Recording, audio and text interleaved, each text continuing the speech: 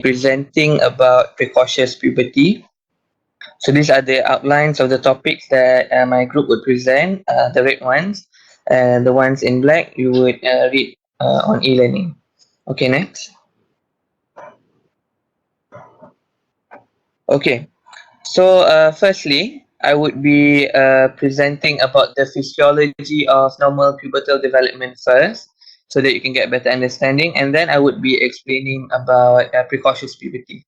Okay, so the hypothalamic pituitary gonadal axis is biologically active in utero and briefly during the first week of life. So the hypothalamic pituitary gonadal axis is something that I would be mentioning a lot from time to time, and it is active in utero and briefly during the first week of life. It then becomes more active again during the first until the third months of age. So during this period of time, the sex steroid levels would be comparable to which of the early to mid puberty. However, patients would have no peripheral effects. Okay, gonadotropin is hormones such as FSH and LH. So for in boys, gonadotropin concentration would then decrease to pre-pubertal levels by the 6 to 9 months of age, similar to the LH levels for the girls. However, for girls, when they are going to their second year of life, the FSH levels would still remain elevated. Now, after this whole process, the hypothalamic pituitary gonadal axis would be suppressed until the patient reaches puberty. Okay, so I would firstly like to explain the correct order of which puberty occurs in girls. Firstly, it would be the telarchy, in which the breast development, followed by the pubic hair growth, puba, and then menarche. So this is the correct arrangement or sequence of which a patient reaches puberty for female. So for boys, however, the first sign is testicular enlargement, followed by penile growth, and then pubic hair growth. Okay, next. Okay, so this is based on Tanner staging. So I would like to explain for boys first. For genitalia and pubic hair, I have a separate slide. Okay, so TV here refers to the testicular volume. So for stage 1, the testicular volume is less than 4 milliliters. So this is the size of the testis. Okay, for stage 2, 4 to 8 milliliters, and the voice starts to change. Stage 3, 8 to 10 milliliters, and the patient develops axillary hair. Stage 4, 10 to 15 milliliters, in which they would also have upper lip hair on the face. And also, this is where there is the peak height velocity. It is different for boys and girls. Girls would be in the second stage. Okay, for stage 5, it is an adult voice, and the final testicular volume would be 15 to 25 milliliter. You could also be seeing facial hair on the face. Okay, so for female, the peak height velocity would be in the second stage, and the menarche would occur in the fourth stage. So, as I said this now, the correct sequence would be breast development would be the first thing for puberty in female. Next. Okay, so this is based on Tanner staging for stage 1, in which nothing happens yet, in which it is prepubertal and no palpable breast tissue. For stage 2, there is a development of the breast bud, an elevation of the papilla, and also, if you can see, the diameter is slightly enlarged. For stage 3, there would be enlargement of the breast. For stage 4, the areola and the papilla would project above the breast, forming a secondary mound. And for stage 5, it will be recession of the areola to match with the contour. Contour here refers to the color, and the papilla would project beyond the contour of the areola and also the breast, as you can see in the fifth one. Okay, next. Okay, so this for in boys. So for the genitalia first, sorry, for the pubic hair, it is quite similar for both boys and girls. So for stage 1, prepubertal, no pubic hair. For stage 2, you would see sparse, straight hair at the base of the penis. For stage 3, the hair would be more darker, would be more coarser and also curlier. For stage 4, you would have an adult-like appearances. However, it is subjected only to the pubic symphysis. It does not extend to the thigh. For stage 5, then it would then extend to the thigh. Okay, so this is for pubic hair development in both boys and girls. And next, I would be explaining about stages of the external genitalia in boys. Stage 1, prepubertal. Stage 2, the first thing, the testis and the scrotum would be enlarged, and the scrotal skin would be reddened and also changes in texture. For stage 3, enlargement of the penis in terms of the length, and stage 4 in terms of the length and also the breadth, and also development of the glands, the testes, and stage 5 would be the adult genitalia. Next. Okay, finally, I would like to start with the precocious puberty. So precocious puberty, it is traditionally defined as the onset of secondary sexual characteristics before the age of 8 years in girls and 9 years in boys. Okay, realize the 8 years in girls, 9 years in boys. So for us to get a better understanding first, it is 2 to 2.5 standard deviation below the mean average. Okay, so for girls, the mean average to reach puberty would be 10.5 years old, and the average for boys would be 11.5 years old. So for precocious puberty, it is 8 years in girls and 9 years in boys. Okay, next. Okay, I would start with the classification first of precocious puberty. So there are two types. So firstly is central precocious puberty. So there are also other terminologies for central precocious puberty, such as true precocious puberty. It could also be gonadotropin dependent precocious puberty. Gonadotropin meaning FSH and LH. So when we do the investigation, we would find that FSH and LH is also high in central precocious puberty. Now, the other type is peripheral precocity. Another terminology could be pseudocautious puberty, or gonadotropin independent precocious puberty. So, as you see here, it is called precocity because the patient, for it to really have a true puberty, it requires the activation of the hypothalamic pituitary gonadal axis. Okay, straight to the central part first, central precocious puberty. It is caused by the early maturation of the hypothalamic pituitary gonadal axis. So this is something very important for it to achieve true puberty.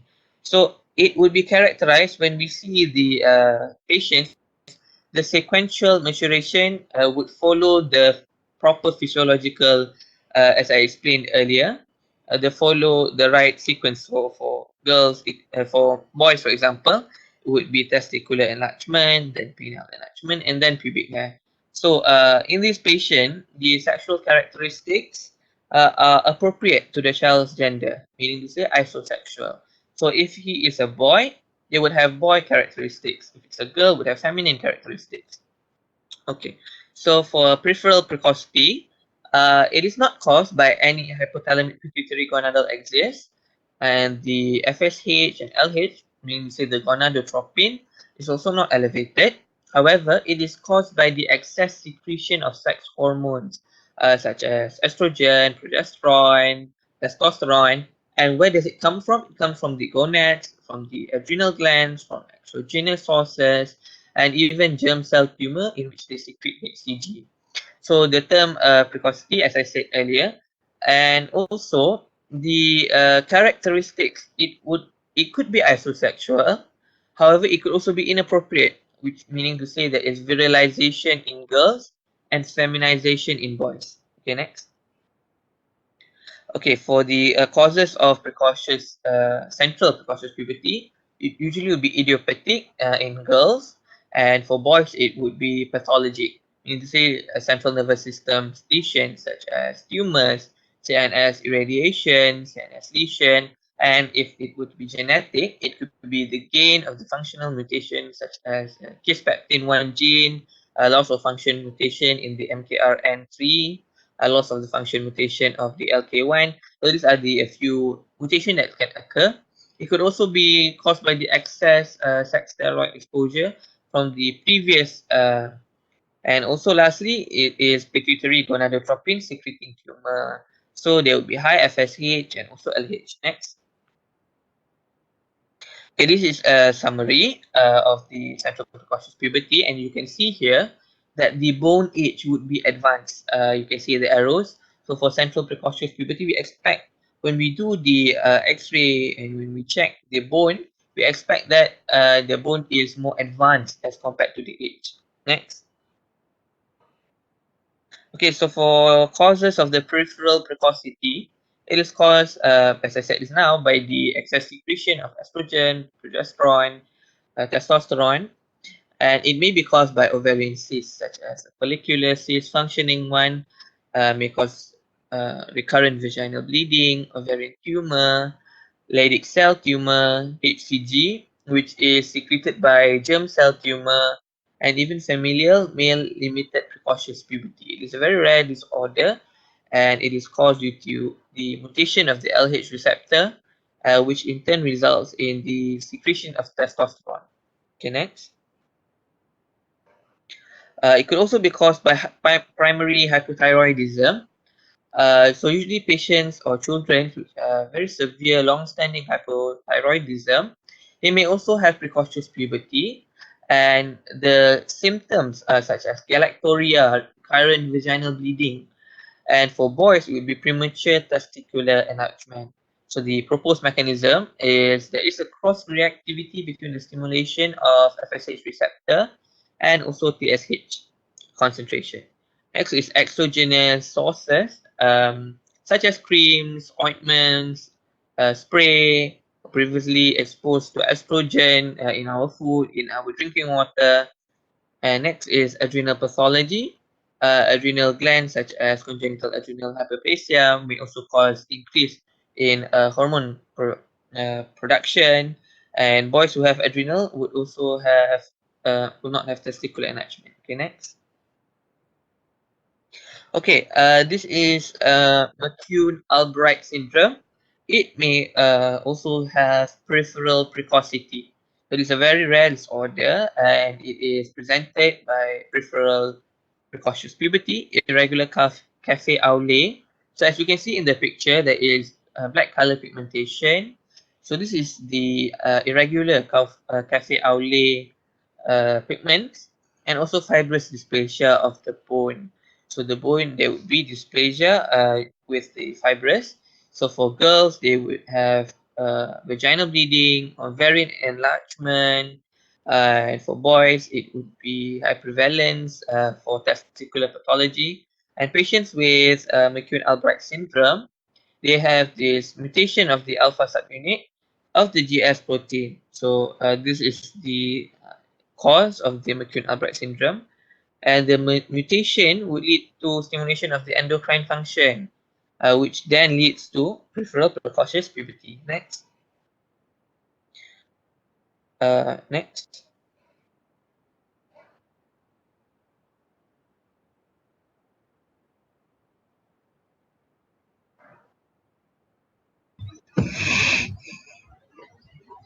Sikit lagi.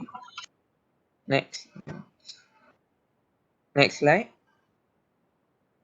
Okay, this is the summary. As you can see, for even peripheral precocious puberty, we expect that the bone age is also advanced. Next. You can read this part. So for McCune-Albright syndrome, as I said earlier, they would have vaginal bleeding. They would also have cafe au lait spots, polyostatic fibrous dysplasia, and we can see the on ultrasound for congenital adrenal hyperplasia. We can see the hormone levels. Okay, next. Okay, this so we have settled with precocious puberty. Now I'm going to explain about benign pubertal variant. So this is not precocious puberty. It is not a classification under precocious puberty. So it would be fit into this category if it does not herald underlying pathology, and it is also not followed by a progressive development. So it is just an isolated presenting condition, and even if it were to have progression, it would be a very slow progression. Okay, so such as isolated breast development in girls, meaning to say premature telarchy, isolated androgen mediated sexual characteristics, So sexual characteristics like pubic and axillary hair, acne, endocrine order, even premature adrenarche. So something I would like to highlight for premature adrenarche is that it is when we do the investigation, we expect there will be a mild elevation of the hydroepiandrosterone sulfate, appropriate for the age. Okay, next. Okay, so firstly, premature telaki, isolated breast development, it would not be progressing beyond tenor stage 3, and there will be absence of other sexual characteristics, meaning to say isolated. So for pubic hair of infancy, isolated genital hair, and over the labia and also over the scrotum. Supposedly, the pubic hair should be in the pubic symphysis. However, in this case, it would be on the scrotum and also over the labia. Okay, we could also expect mild elevation of the hydroepiandrosterone sulfate. Okay, so for the third one is benign pubertal vaginal bleeding. So it is also isolated. It does not present with other secondary sexual characteristics. Okay, we can do an ultrasound, which we will see it is normal. Okay, next. Premature adrena. Also, as I said this now, we can see that there is the serum dihydroepiandrosterone sulfate would also be high. Appearance of pubic and axillary hair, and it can be associated with mild growth acceleration. Okay, for the fifth one, the last type, non-progressive, intermittently progressive precocious puberty. So it would be appear as if central precocious puberty because we would see evidence of gonada and also puberty will either be very slow progression. So this is the difference between benign pubertal variant and also CPP. We can see that the progression would be very slow, and also the bone age it will not be as advanced as compared to the central precocious puberty. Even the LH levels will not be as high as central precocious puberty. Next, so these are the summary. You can read up as well. You would expect the some of it would also have bone age would be advanced. Some of it. Okay, next. Okay, so we reach for the history taking. So when a patient comes, what are the questions that we need to ask to the parents of the patient? So firstly is when the initial pubertal changes were first noted, which changes were first noted. And also we should ask the timing of the pubertal onset for the parents, for the siblings. We should ask regarding their growth acceleration. Have they been rapidly increased in their growth? We should also ask for CNS symptoms such as headaches, changes in behavior, visions, and also seizure. Because if there is a tumor, then it may cause compression on the nerves of the optic chiasm, causing disruption in the vision. Okay, we should also be checking for the skeletal maturation, and also it is important for us to ask regarding the previous history of CNS, central nervous system disease, or any trauma, did he hit their head? Okay, next. Okay, for physical examination, we have to measure the height, the weight, the height velocity, how much centimeter did it grow in a year, and then we have to examine the genitalia, we examine the breast for us to determine the tiner staging. Is it stage 2, 3, or 4? We also have to check for signs of vitalization, variable fusion of the labia, clitoral hypertrophy. We do neurological examination, we do funduscopy, and then we examine the skin for cafe oulet, acne, hirsutism. So if it's cafe oulet, it would be McCune-Albright syndrome. And then we also see evidence of hypothyroidism. Next. Okay, for the lab investigation. As I said earlier, that the central precocious puberty and the peripheral precocious puberty. So for central precocious puberty, we expect that the LH level, the FSH level is high. So for peripheral precocious puberty, we expect it to be low. Okay, so LH concentration, if it were to be low, it could either be peripheral precocity or benign pubertal variant, such as premature telarchy. And if the LH concentration is greater than 0.2 to 0.3 ml, then we can identify the children as progressive central precocious puberty. Even the FSH levels for CPP, central precocious puberty, are higher compared to benign pubertal variant. And then we should also see for the testosterone, estrogen levels, the hormones. We have to see whether there is association with suppression of gonadotropin or not. Serum LH concentration, and then we do the gonadotropin agonist stimulation, and then we check for serum adrenal steroids, we check for any HCG, any increase in the thyroid stimulating hormone as well. Next. So this is my last slide. So for us to treat precocious puberty, we have to detect and treat the underlying cause. There be, as I said earlier, there are a variety of causes that may cause precocious puberty. We may also need to do counseling to the patient. And okay, for central precocious puberty, we give them gonadotropin releasing hormone agonists, such as leuprolide, depot. So this is functioning in both neurogenic, central precocious puberty, and also idiopathic, central precocious puberty. And for peripheral precocity, the source of the excess sex steroid, maybe at the gonads or the adrenal gland, we need to identify them and treat the pathology. And also we can prescribe with inhibitors of androgen and estrogen, such as allotomase inhibitor, medroxyprogesterone acetate, and testolactone. Next. Okay, that is all for precocious puberty. Okay, good. The contents, the facts are mostly there. But one comment is some of your slide, you don't have to write the statement, the sentences, the statement in full. It looks like very busy. That's not how you prepare slides. All you need to do is just to write the facts in the point form. Okay, so next time don't do this. Okay. So your group never email me any slide before your presentation, unlike the previous group. So shouldn't happen like this next time. Before your presentation, your seminar, you need to email me first your slide so that I can check. Okay? And then please do not present too long, 20 minutes. No. Should be 15 minutes so that I can give some comments. Okay. Case for precocious puberty, what is important, you need to know some of the terms we use. Okay, for central precocious puberty, say CPP, central.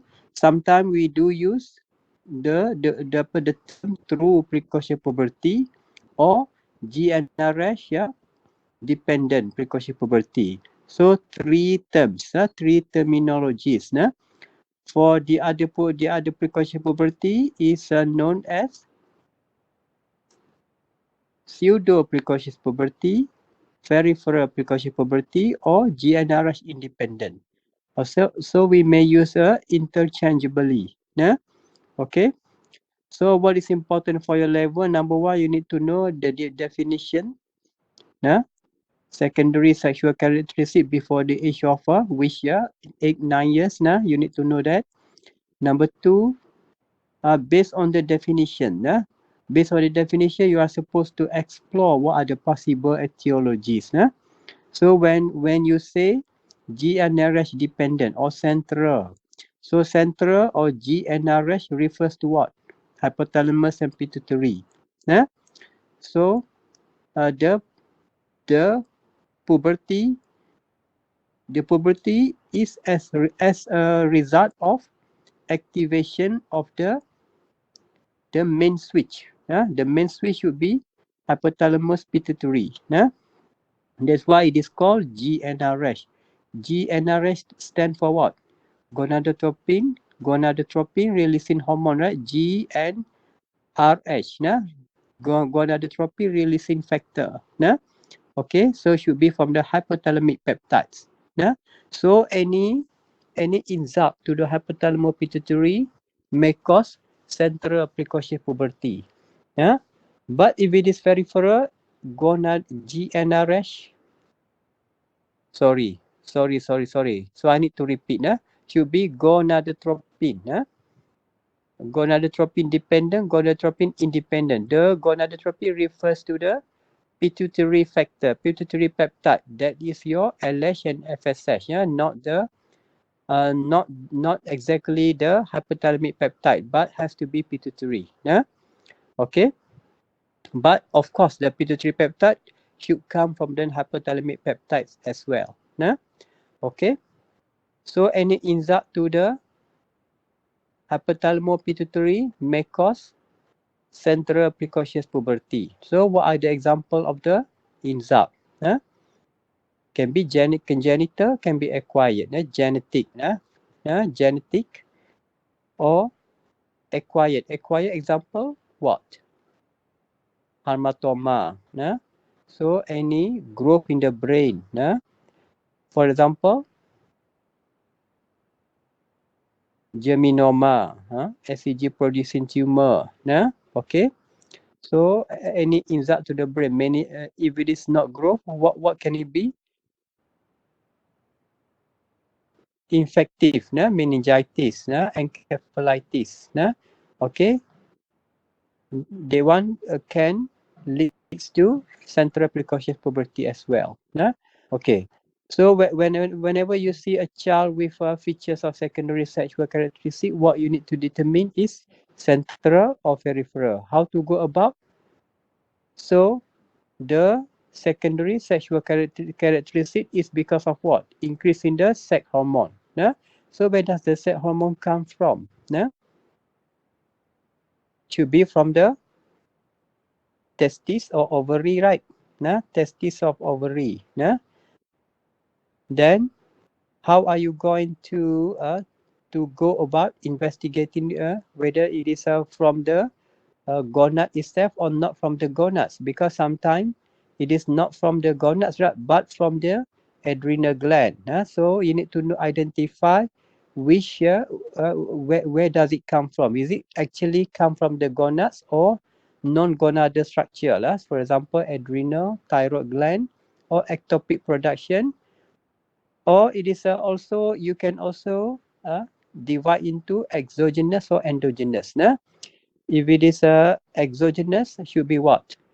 History of exposure to any drugs, any tonic, any medication that has some sexual hormone. Okay, so you need to ask about the exposure, the exogenous. If it is endogenous, whether it comes from the adrenal gland, adrenal cortex, for example, congenital cause, CAH, congenital adrenal hyperplasia. If it is acquired, adrenal tumor. Okay, so the other one should be thyroid, right? Okay, it's a non-gonadal. If it is gonad, ovary, testis. Testis, Leydig cell, Sertoli cell, tumor. If it is ovary, so you need to know what are the predominant cell in the ovary. Ica cell and granulosa cell. If it is in the testis, what are the predominant cell? Leydig cell, Sertoli cell. So all those cells can could be turned into tumor. Okay, causing precocious puberty. Okay. Okay, so for your level, you need to know what are the possible etiology. Okay. Then the principle of management is for the peripheral. What you need to use to stop the progression, and if the through, for example, through precocious puberty, you need to use injection. Injection lucrin. Okay, for example. If it is peripheral, so you need to use peripheral blocker. But the other important thing is this is different from pubertal variant. Pubertal variant, how to tell the difference? If it is pubertal variant, just isolated finding, isolated pubic hair, or isolated breast development, that's all. They do not progress. So that's why when you investigate, it is important to do bone age. Whenever the bone age show advancement more than 2 years, so it cannot be pubertal variant anymore. So one is a bone age is important. The other one is you need to know the what are the changes, what are the pubertal changes, whether the patient would have the other pubertal progression. If patient during follow-up shows some pubertal progression, that means it is no longer pubertal variant. Yeah? So it has to be precocious puberty. Okay? Okay, so can you present next topic? 15 minutes. Yeah? Don't present too long. Okay, I'll try, doctor. Okay, so I will present the delayed puberty next. Okay, we have to understand two things, which is delayed puberty and stalled puberty. So delayed puberty is the absence or incomplete development of secondary sexual characteristic bounded by an age at which 95% of children of the sex and culture have initiated. Okay, again, this Okay, is not the slide that I'm looking for. This is a very full. You write in full. That shouldn't be. This is not textbook. Yeah? But PowerPoint presentation. You should not write in full like this. Yeah? okay, So now when you are presenting, you tend to read. Yeah? okay, That's not the way we teach you how to present. Okay? okay, okay. So delayed puberty can be defined by the testicular volume remaining less than 4 milliliter at 14 years in boys and absence of any breast development at 13 years in girls. For stalled puberty is when the puberty has started but not completed within about 4 years of the first signs of pubertal development. So in boys, there is a period of 3.2 plus minus 1.8 years is necessary to achieve the adult testicular volume after the onset of puberty. In girls, the period from breast budding to menarche is 2.4 plus minus 1.1 years. So, evaluation is warranted if more than 4 to 5 years has elapsed from the onset of puberty to adult testicular size in boys or menarche in girls. So, further evaluation is pursued in girl in the absence of menarche by the age of 16 or after 3 years from the onset of breast bud development. Okay, next. So this is the physiology part.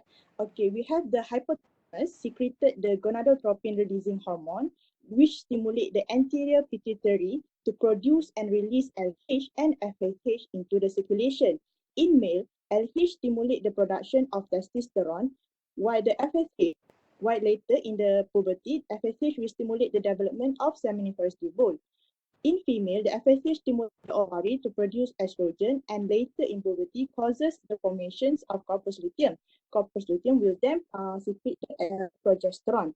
So both gonad, testis and ovary will also produce inhibin.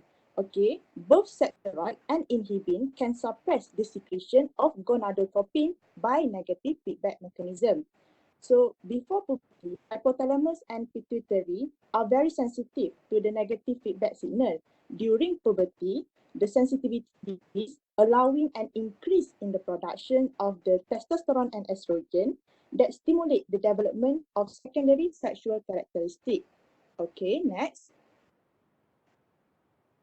So this is how we classify delayed puberty according to the LH and also FSH.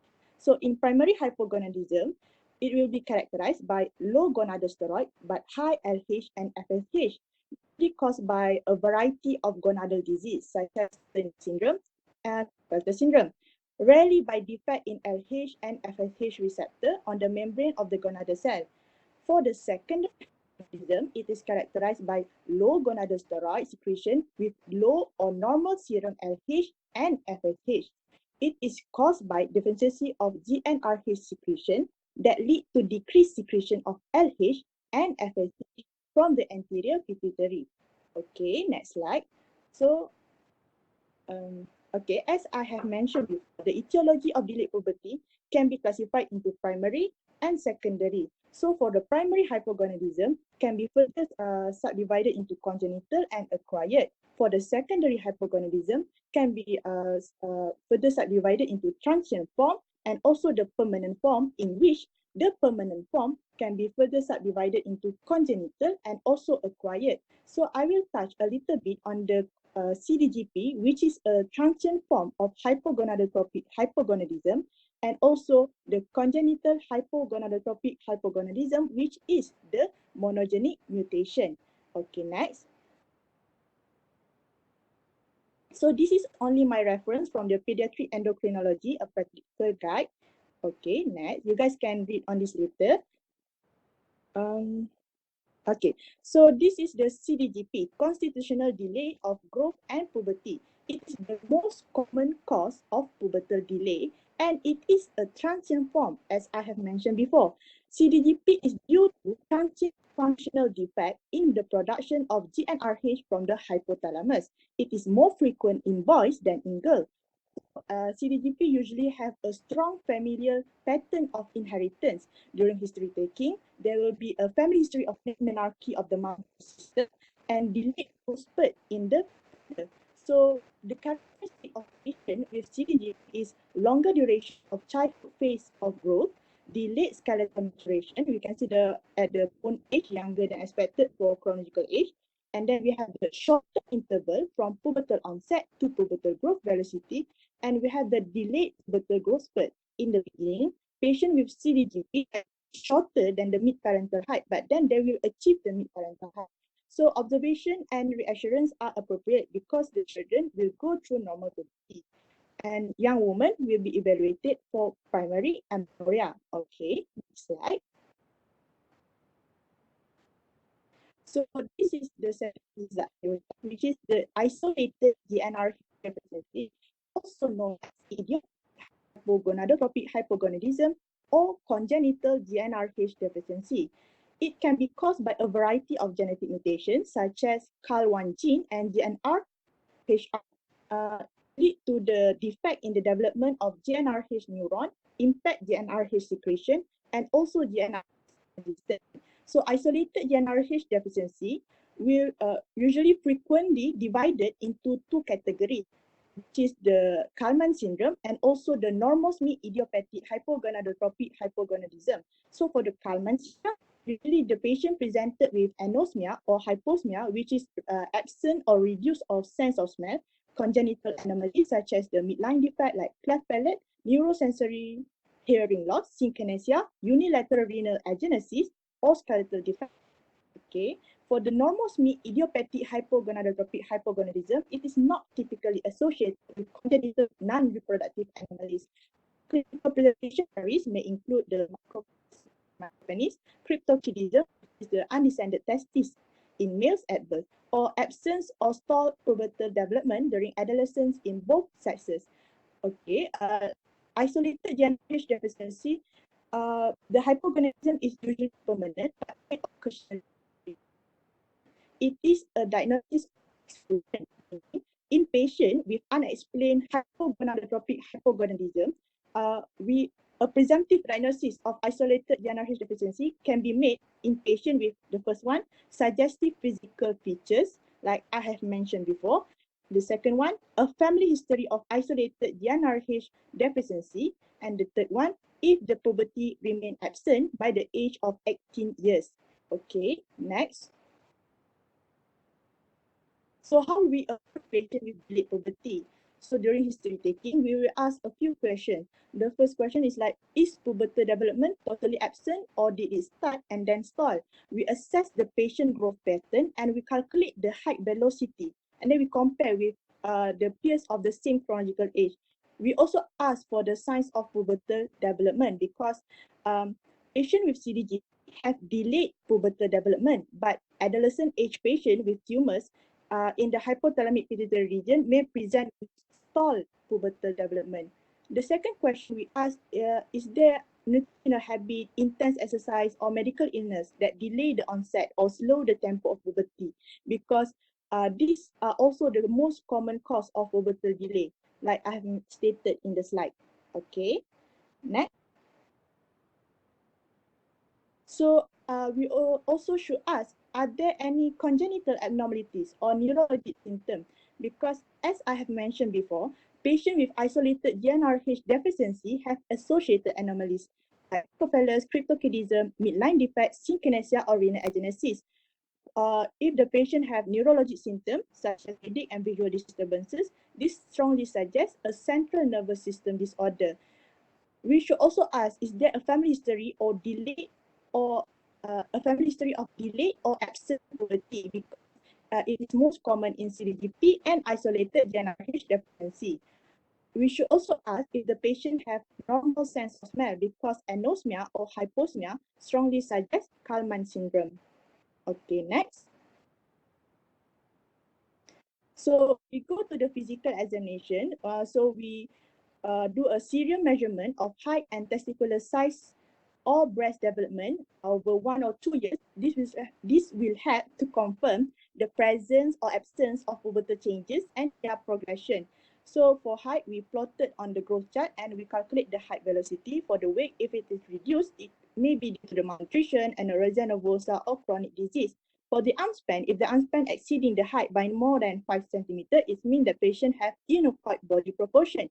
This suggests delayed epiphyseal closure secondary to hypogonadism, such as Klinefelter syndrome. For the secondary sexual characteristic, we use the Tanner staging to assess them. So all girls should be carefully evaluated for features associated with Turner syndrome, such as short stature, webbed necks. Any girl with unexplained significant pubertal delay and primary hypogonadism should have genetic testing for Turner syndrome. Okay, next. So on the left side is the Tanner staging already presented by Badrul. So on the right side is the Prada oxidometer. We use this to measure the testicular size. We palpate the we palpate and then compare with the model on the oxidometer. So each bit is labeled with its own volume. Okay, next. So for the investigation, we have bone age, general lab test, and endocrine function test for the hormonal evaluation. For the bone age, we do a radiograph of the left hand and wrist. This is to evaluate the bone age because a patient with CDGP have bone age delayed by approximately 20% compared with the chronological age. For the general lab test like complete blood count, erythrocyte segmentation rate, blood urine nitrogen, creatinine, and liver function test is to evaluate for the possibility of nutritional disorder, celiac disease, or occult chronic illness that may affect the hypothalamic GnRH secretion. We can also screen for celiac disease by measuring the IgA antibodies to tissue transglutaminase. So for the hormonal evaluation, for the FSH, LH, estradiol, and testosterone, this is to distinguish the primary and secondary hypogonadism. For the prolactin is to detect hyperprolactinemia, which can present clinically as stop puberty. IGF-1 is to exclude possibility of growth hormone deficiency. Thyroid function test is to test for hypothyroidism, which delay puberty. Okay, next. So this is an additional testing because it depends upon the patient clinical findings and the results of the hormonal testing. So with patient with high LH and FSH, we do the karyotype to evaluate the possibility of Klinefelter syndrome in boys and also Turner syndrome in girls. For patient with low or normal LH and FSH, we do the head MRI if the patient presented with neurological symptoms like headache, visual disturbances, or laboratory studies are consistent with hypothalamic or pituitary disease, or if there is cellular mass identified, the patient should be further evaluated for pituitary hormone deficiency. A head MRI can be done also to assess the presence or hypoplasia of the olfactory bulb and nerve and tract in Kallmann syndrome. Well, we could also done the olfactory function test for patients who report anosmia. If we suspect isolated NRH deficiency, we could referral for panel of genetic testing. We can also do the serial measurement of DND to monitor the pubertal progression. And also we do the evaluation for iron overload in patients with risk factors such as with a history of blood transfusion therapy, boy or girls with risk factor for juvenile hereditary hemochromatosis, because iron overload can also cause secondary hypogonadotropic hypogonadism. Okay, next. So for the treatment and management, for patients with specific cause of delayed puberty, we should treat the cause, meaning that the therapy should be targeted at the disorder. Like we give thyroid hormone replacement in hypothyroidism. In addition, with presumed constitutional delay of puberty, we will observe, reassure, and give psychological support for the patient and family. In some cases, we give short-term hormonal therapy.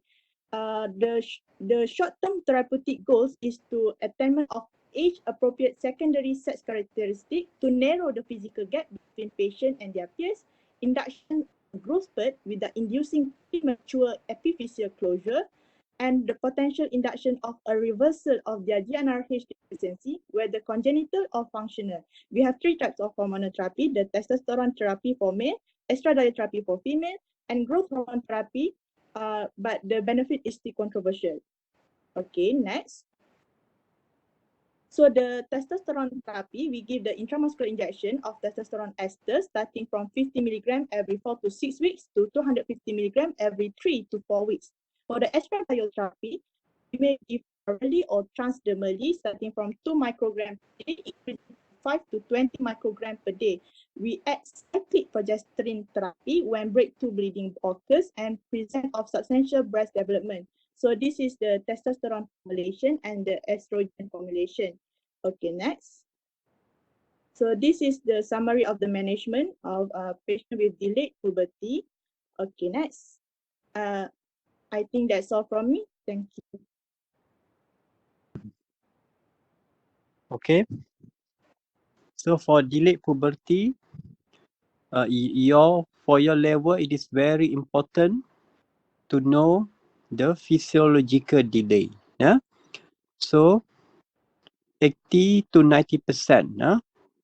The cause for the delayed puberty, it is still physiological. So the most important example is CDGP. So you need to know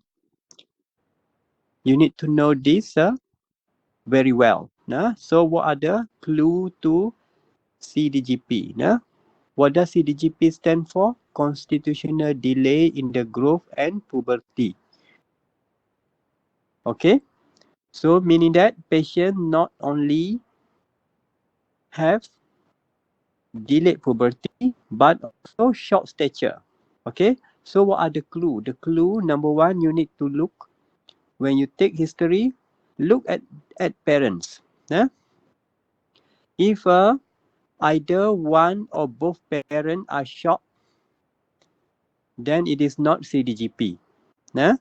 Okay, short means short than the average adult height. What is the average adult height? For male should be 160 centimeter or more. For female, 150 centimeter or more. So if either one or both parent are short, short compared to the average adult height, then you need to investigate whether this is non-physiological short stature, okay, or delayed puberty. Okay. So if for CDGP, the parent should have normal adult height. The delay in the puberty and short stature, they are only transient. So that's why they are called late bloomers. Okay, that's number one. Looking at the parents should have average adult height. Okay, number two, you need to take further history. Ask about mother and father. The mother most often would have delayed in menarche. Okay, father would have delayed in the pubertal growth spurt. Okay, because of father it is easier to ask about the growth spurt rather than asking the other pubertal changes which in most often they would not be able to recall. Okay. Number three, what is the other clue?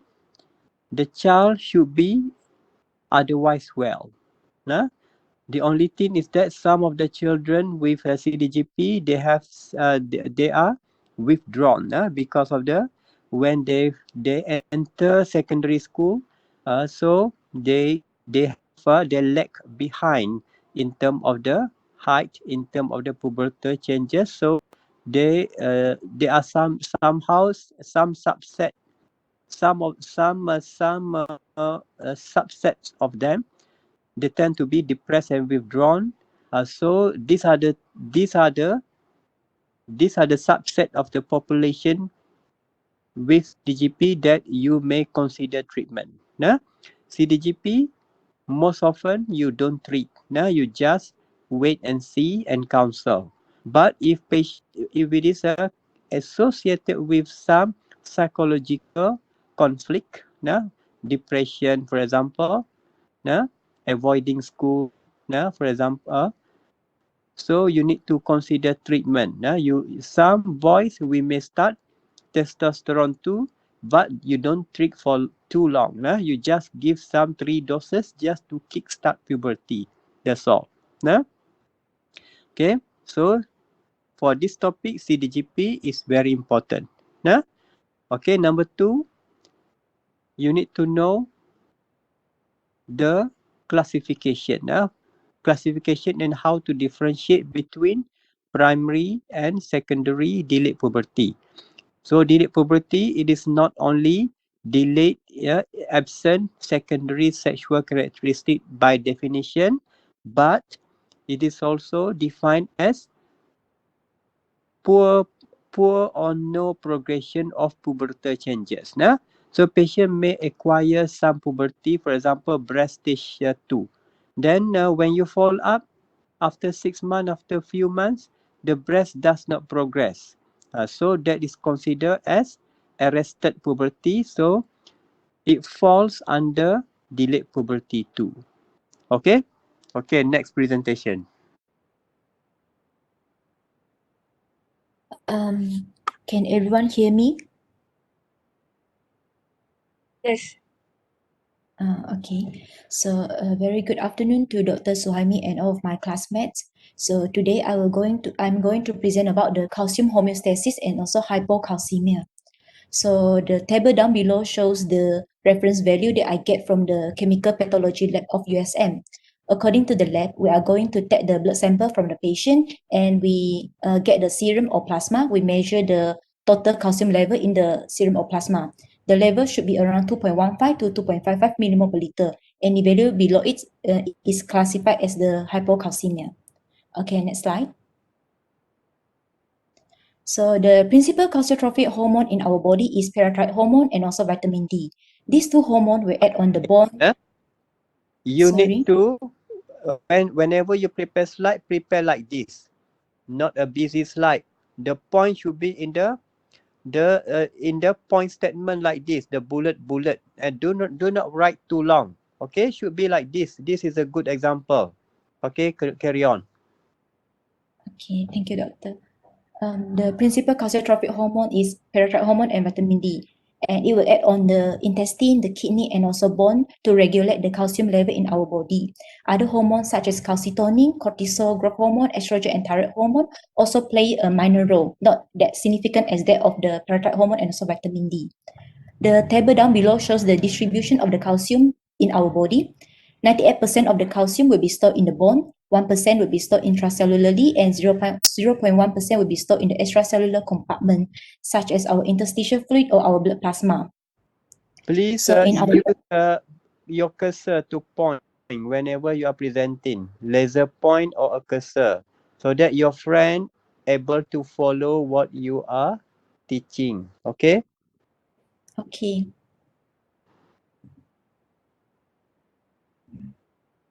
Yeah. So in our blood plasma, the most abundant calcium is in the form of ionized calcium, which is around 50% or 1.2 millimole per liter. And come second is 41% our protein-bound calcium. Normally, the calcium will bind to the albumin, around 1.0 millimole per liter. And remaining 9% is the calcium complex with the anion. So this is 0.2 millimole per liter. Normally, the anion could be the phosphate, the bicarbonate, and also the citrate. So the picture down below shows the three organs that are involved in the calcium homeostasis. So we can see that the bone is the major organ of the reservoir for our calcium, around 1 million milligram, and there is deposition and also resorptions every day. In the children, there will be predominant deposition due to the bone growth. For the kidneys, the kidney has the capability to filtrate out the calcium from our bloodstream and also reabsorb it back. Around 100 milligram will be reabsorbed back into around 100 milligram will be excreted in the urine. And the intestine, we have around 1000 milligrams of the calcium intake per day, and 350 milligram will be absorbed into our extracellular fluids, and also 250 milligram will be secreted out into the intestinal content. So around 900 milligram will be excreted. So 900 plus 100, 1000 intake and also 1000 secreted. Okay, next slide.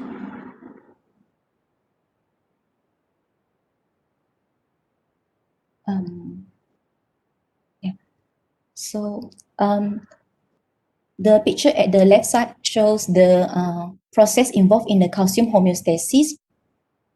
So when there is drop in the calcium, it will be sensed by the calcium sensing receptor at the chief cell of the parathyroid glands. Then this will promote the this will promote the release of the parathyroid hormone from the glands, and the gland will bind to the receptor at the bone, the receptor at the kidney, and also the receptor at the intestine. When it binds to the bone, it will result in the increased bone resorption and also increased calcium efflux into the bloodstream. When it binds to the kidney, particularly at the proximal tubule, it will activate the 1-alpha hydroxylase, which promote the formation of the calcitriol, the activated form of the vitamin D, or 1,25-D hydroxy cholecalciferol. When the parathyroid hormone binds to the distal tubule or the loop of Henle of the kidney, it will promote the calcium reabsorption and also reduce the phosphate reabsorption. When the vitamin D binds to the intestine, it will lead to the increased calcium absorption and also phosphate absorption. It's important to be noted that the parathyroid hormone action is majorly on the bone and also kidney. It affects the calcium homeostasis indirectly at the intestine via the vitamin D. The flow chart at the right side shows the thermosynthesis of the vitamin D. So our body can get the vitamin D from the diet or from the thermosynthesis. In our skin, there is one component which is 7-deoxycholesterol. Under the sun radiation or the UVB radiation, it will be converted to the vitamin D3, the cholecalciferol. The liver will further convert it into 25-hydroxycholecalciferol, and the kidney, with the help of the parathyroid hormone and also 1-alpha hydroxylase, will convert the metabolite into calcitriol. Then the calcitriol will travel to the intestine, bind to the receptor at the intestinal epithelium, and causes the formation of the calcium binding protein, calcium stimulated ATPase, and also alkaline phosphatase. These three in combine will result in the increased intestinal absorption of the calcium. And the table down below shows the factor that stimulate the parathyroid hormone secretion. The most potent stimulants for the parathyroid hormone secretion is the decreased serum calcium level. Low calcitriol, increased plasma phosphate level also play a role. For the factor that inhibit the parathyroid hormone secretion is the high serum calcium level, calcitriol, reduced plasma phosphate, hypermagnesemia, and profound hypomagnesemia. Magnesium is also quite an important substance for the parathyroid hormone secretion. Without the magnesium, the parathyroid hormone will be not secreted into our bloodstream. Okay, next slide.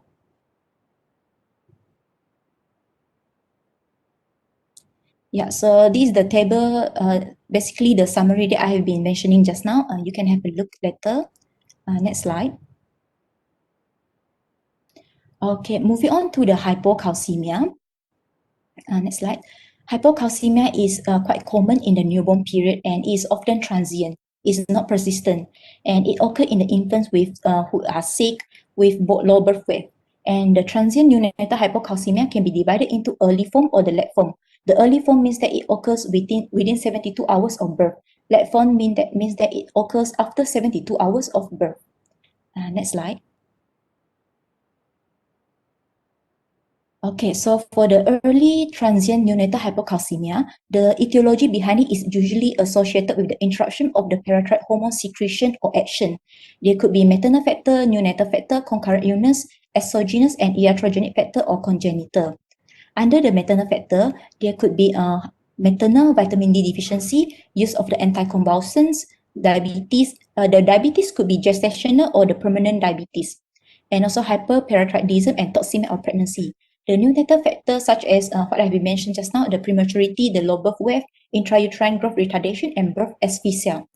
Concurrent illness such as sepsis, respiratory distress syndrome, hypomagnesemia, hyperbilirubinemia, and renal failure because kidney is play a role in the conversion of the vitamin D.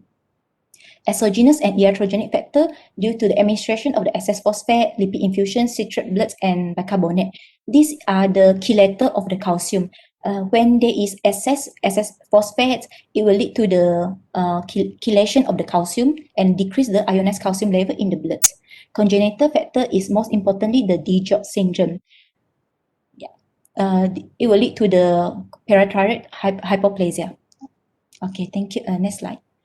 For the late transient neonatal hypocalcemia, it occurs after 72 hours, and the most common factor is due to the exogenous neonatal phosphate loss because the neonate is fed with the phosphate-rich formula or the whole cow milks, which has 7 times phosphate load than the breast milk. Normally, the transient neonatal hypocalcemia will resolve within several weeks of time. If it does not resolve, we need to investigate. There might be other etiology behind it. It could be the congenital causes or other. Yeah, next slide. So this slide shows the etiology for the hypocalcemia to develop. The principle for the hypocalcemia to develop is the deficiency or resistance to parathyroid hormone, deficiency or resistance to vitamin D, and also defect of the calcium sensing receptor. So the hypocalcemia can be classified based on the etiology. The first classification is the hypocalcemia with low parathyroid hormone or hypoparathyroidism. In this situation, the hypothyroid glands will be impact synthesis or secretion of the parathyroid hormone. There are few mechanisms behind it: the genetic mechanism, autoimmune mechanism, or other mechanism. Under the genetic mechanism, the most common cause is the DJOG syndrome. So, Jazlyn, we move on to the next slide first. Yeah, so this shows the DJOG syndrome. The DJOG syndrome is caused by the heterozygous deletion at chromosomal region 22q11.2. The mutation can be in the form of the sporadic or autosomal dominant. When there is this mutation, it will lead to abnormal pharyngeal arch development, particularly the third pharyngeal arch and fourth pharyngeal arch. Therefore, there will be hypoplastic aplastic thymus. This will lead to the decreased T cell count, lymphopenia, or decreased immunoglobulins.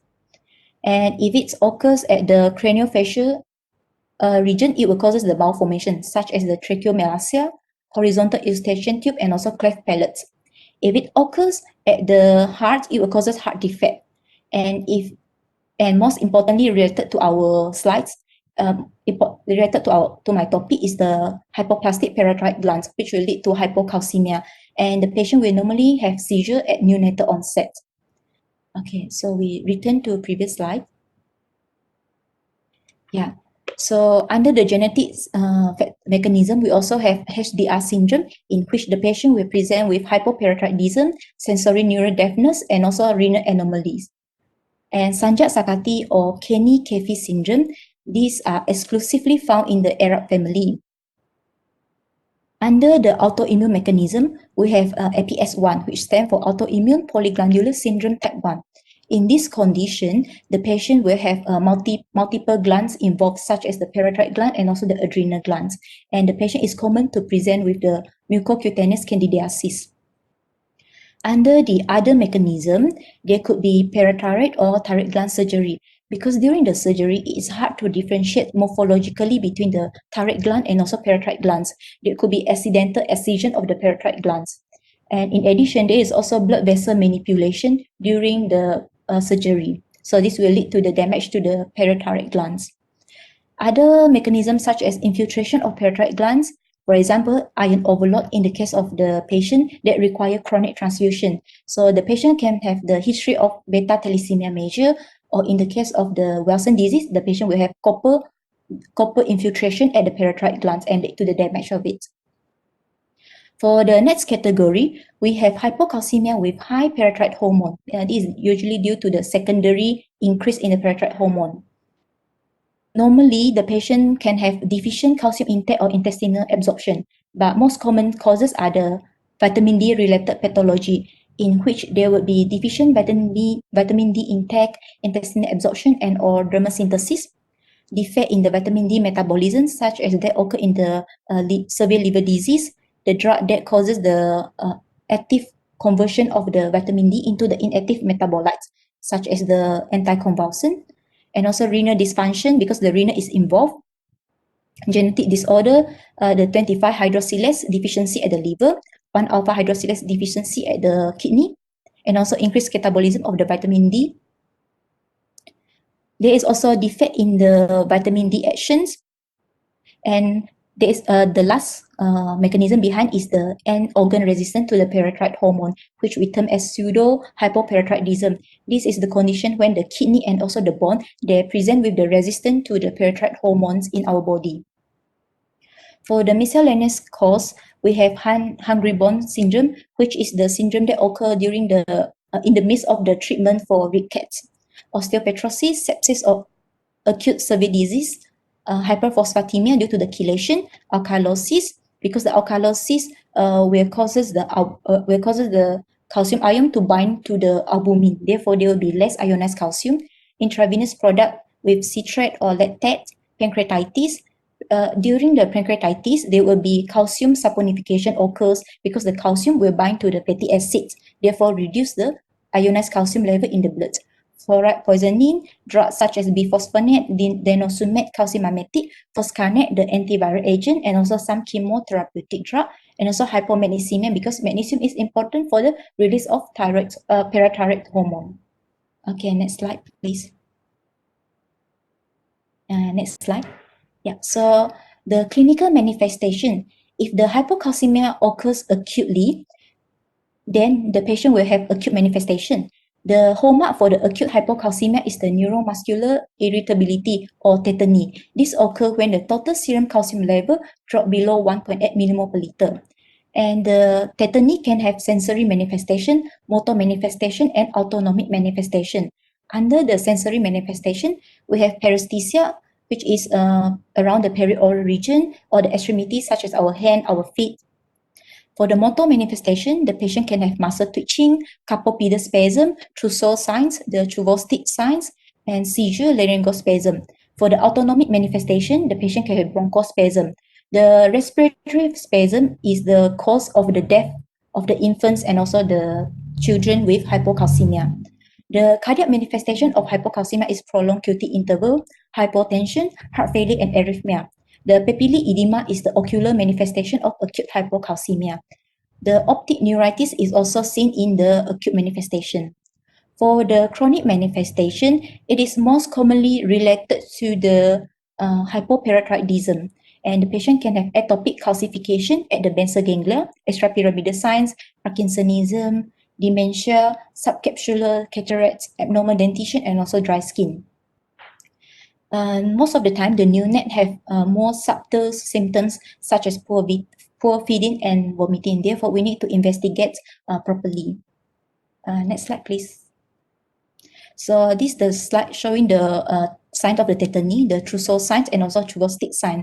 The trousseau sign can be elicited when we put on the cuff around the arm, and then we inflate the cuff with the sphygmomanometer above the systolic blood pressure for 3 minutes.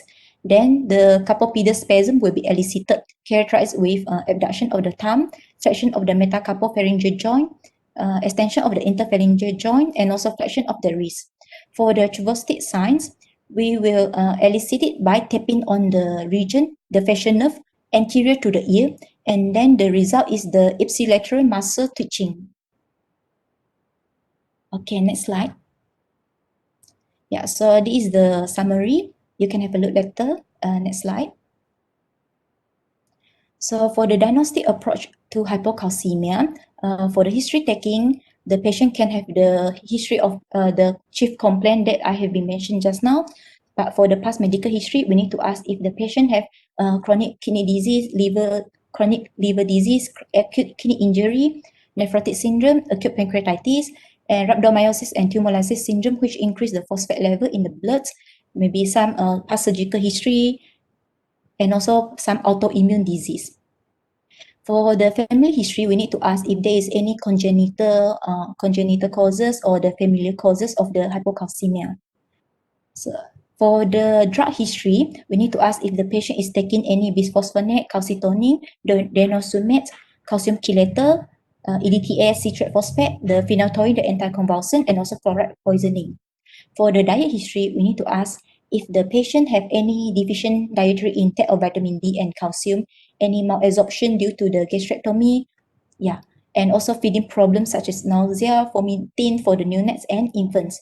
Social history is also important. We need to ask if the children or the infants have adequate outdoor activity, because inadequate sunlight exposure will lead to the under formation of the vitamin D. Maternal health, antenatal and birth history, psychological history is also important. For neonates and infants, we need to take history from the mother. Okay, next slide. So for the physical examination, we need to check any presence of the neck scar indicative for the past surgery, the Chuvostic sign, the Trousseau signs, and look for any evidence of the rickets, which my colleague will present later on, and any features that associated with genetic cause of hypocalcemia, such as the hearing loss, congenital heart disease, the candidiasis, and also ectodermal dysplasia. For the laboratory evaluation, we need to take the blood sample, and we need to obtain the plasma or serum and measure the total serum calcium level and rule out the hypoalbuminemia. If there is hypoalbuminemia present, we need to correct it to the level so that we can confirm that the patient have true hypocalcemia. If the diagnosis of hypocalcemia is in doubt, we need to obtain serum ionized calcium. But normally, the serum ionized calcium is not routinely done due to the first is that the test is expensive, and second, it is more harder to be done. And we also need to measure the serum magnesium, creatinine, phosphate, vitamin D metabolites such as calcidiol, calcitriol, alkaline phosphatase, amylase, and also 24-hour urinary calcium and magnesium excretion. The serum intake parathyroid hormones measurement is also very important for the laboratory evaluation. Okay, next slide. So this is the laboratory finding. I will explain it at the next slide. Yeah, so if the patient have hypocalcemia, we need to confirm that the patient are really having the hypocalcemia. We need to do the intake, we need to take the blood sample and confirm if it is below 2.15 millimole per liter. And after that, we need to perform the intake PTH level measurement. If it is low or inappropriately normal, and we need to proceed to evaluate for hypoparathyroidism by taking the history, any family history, and also physical examination, further lab testing, genetic testing, and also assessment for the autoantibody to rule out if there is any autoimmune causes. Hearing test, renal imaging is also important as appropriate. If the parathyroid hormone level is elevated, then we need to find if there is any signs, any causes of the malabsorption or vitamin D related pathology. After that, we need to assess the vitamin D status with 25-hydroxy vitamin D converted by the liver. So if the vitamin D, the 25-hydroxy vitamin D is above 20 nanogram per milliliter, this suggests sufficient. So we need to proceed to evaluate for hypoparathyroidism. If the vitamin D deficiency is confirmed, we need to evaluate if there is any gastrointestinal losses, low dietary intake, and also low sunlight exposure. After that, we need to perform the serum magnesium measurement. If it is normal, we proceed to evaluate for the hypoparathyroidism. If it is low, we need to evaluate for any etiology that causes the hypomagnesemia, such as the gastrointestinal losses, the vomiting, diarrhea, malabsorption, renal wasting, alcoholism, malnutrition, and drug-induced. Next slide. So this slide shows the management for the hypocalcemia. If the patient is having severe acute or symptomatic hypocalcemia, the first line therapy is giving the IV calcium. Calcium glucuronate or calcium chloride can be given with the heart rate and QT interval and infusion site monitoring. The calcium glucuronate is more favorable than the calcium chloride because the calcium chloride can cause the infusion site necrosis. IV calcium should be continued until the patient is receiving effective regimen of oral calcium and vitamin D. And we need to transfer the patient from transition the patient from IV calcium to oral calcium as soon as possible. And vitamin D is also supplied as an oral solution. If hypomagnesemia is suspected, we need to give the magnesium sulfate.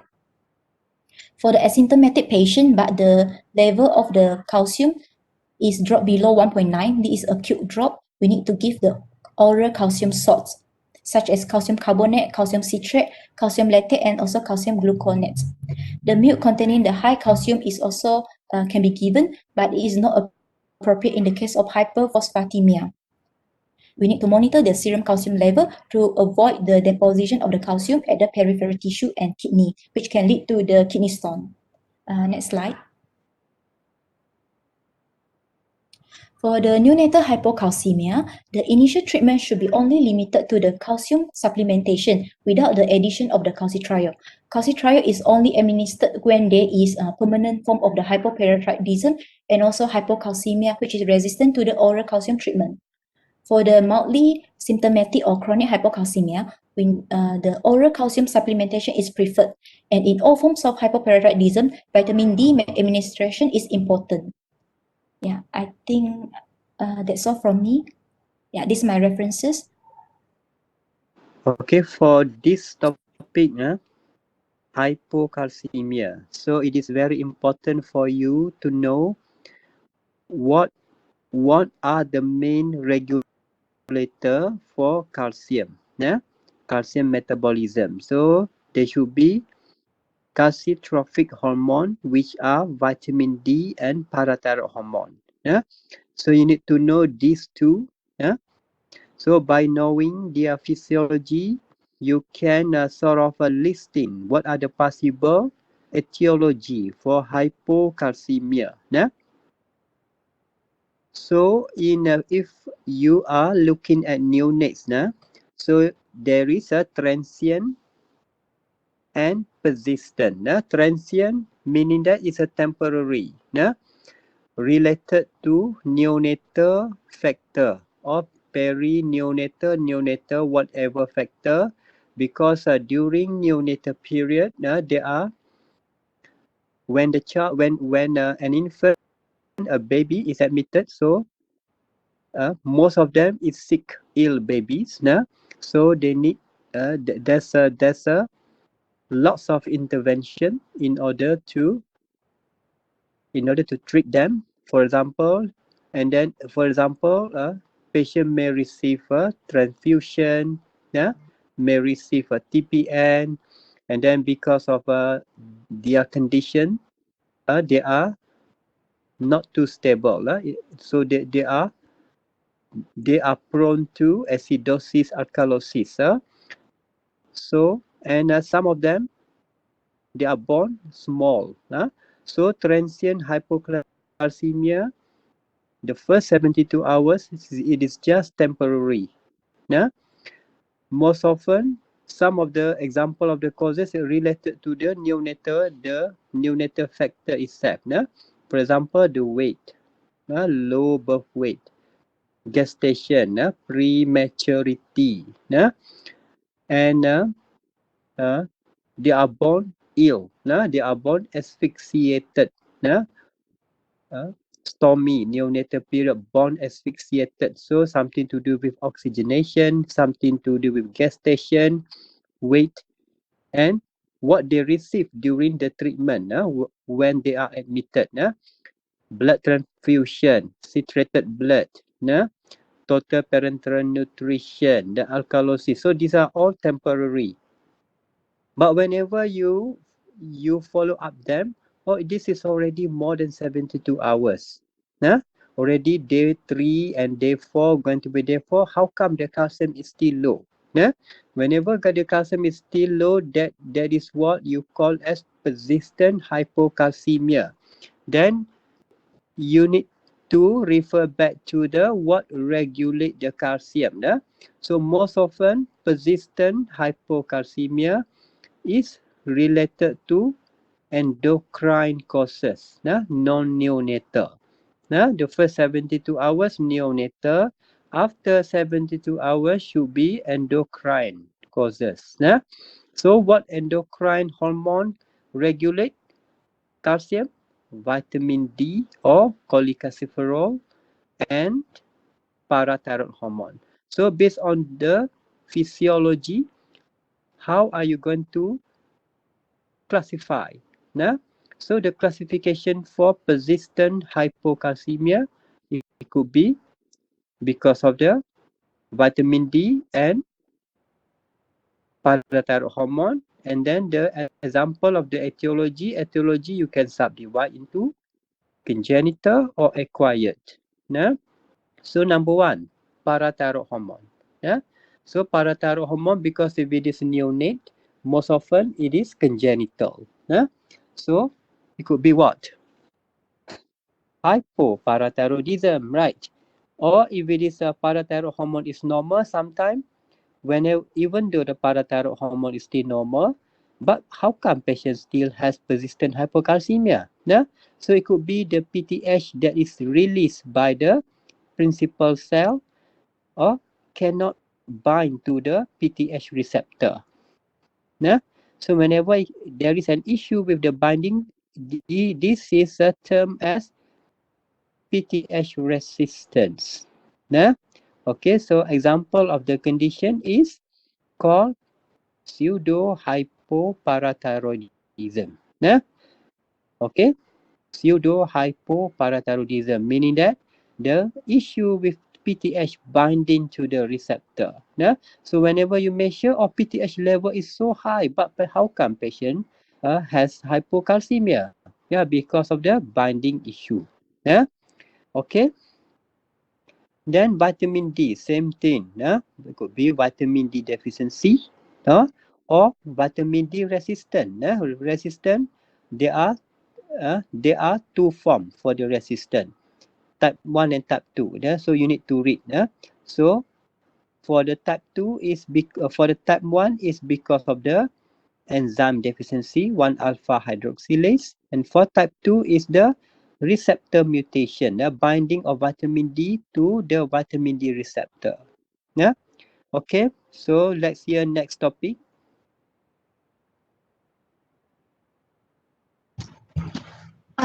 Can everyone hear me? Yes. Oh, okay. So, good afternoon to Dr. and my batchmates. So, I will be presenting about rickets. So, firstly, we all know that normal bone growth and mineralization require adequate calcium and phosphate because these are the two major constituents of crystalline component of bone. So, if there is deficiency in either calcium or phosphate, it will cause rickets, which Who is are referred you? as. Oh, sorry, I'm Jasleen. Jasleen, yes, sorry. Okay, then you need to introduce your. It's Dr. Sorry. I'm Jasleen and I will be presenting about rickets. Uh, so rickets is referred as deficient mineralization and architectural disruption at the growth plate. So whenever there's architectural disruption, which we call ricket, it usually occur in children, while osteomalacia will be occur in children or adults because it only occur after growth plate half years. And then depends on the predominant type of mineral deficiency. So it will divide it into two, which is calcipenate rickets and phosphopenate rickets.